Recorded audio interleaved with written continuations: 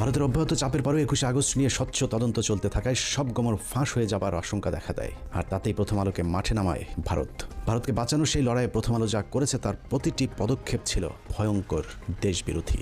21শে August grenade হামলা মামলার তদন্ত যেন কোনোভাবেই সঠিক পথে এগোতে না পারে, সেজন্য প্রথম আলো তাদের পরীক্ষিত জঙ্গি বিশেষজ্ঞ সাংবাদিক টিপু সুলতান এবং মহিউদ্দিনদেরকে মাঠে নামায়।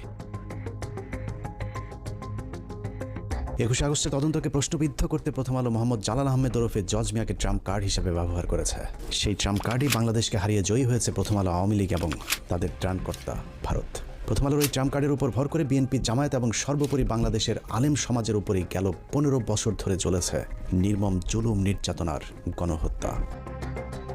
একটা গণমাধ্যম চাইলে কত ধ্বংসযজ্ঞ চালাতে পারে তার নিকৃষ্ট উদাহরণ 21শে আগস্টের গ্রেনেড হামলা নিয়ে প্রথম আলো যে খেলা করেছে সেটি। নিশ্চয় সেই খেলায় 19 জন নিষ্পাপ মানুষের ফাঁসি, 19 জনের যাবজ্জীবন। তৎকালীন স্বরাষ্ট্র প্রতিমন্ত্রী লুৎফুজ্জামান বাবর, তারেক রহমান, আব্দুল সালাম পিন্টু